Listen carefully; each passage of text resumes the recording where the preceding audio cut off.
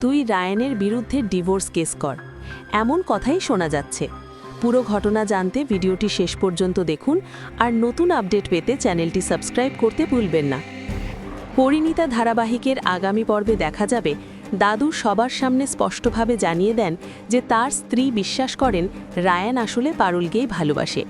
এই কথা শুনে রায়ানের বাবা দাদুকে বলেন, বাবা, তাহলে ওদের ডিভোর্সের ব্যাপারে সিদ্ধান্ত নিতে বলুন। ঠিক তখনই সেখানে হাজির হয় পারুল। সে অবাক হয়ে জিজ্ঞেস করে, বাসর ঘরে কার ডিভোর্সের কথা হচ্ছে? সবাই মিলে কী আলোচনা করছেন? তখন সবাই জানায় ডিভোর্স নিয়েই কথা হচ্ছে।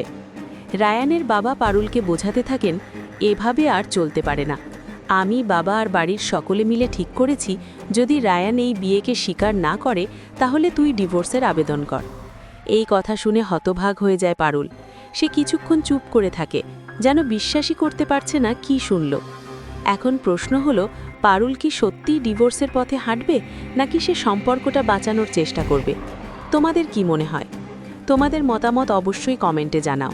এমন আরও আপডেট পেতে এখনই সাবস্ক্রাইব করে সাথে থাকুন। ধন্যবাদ সবাই।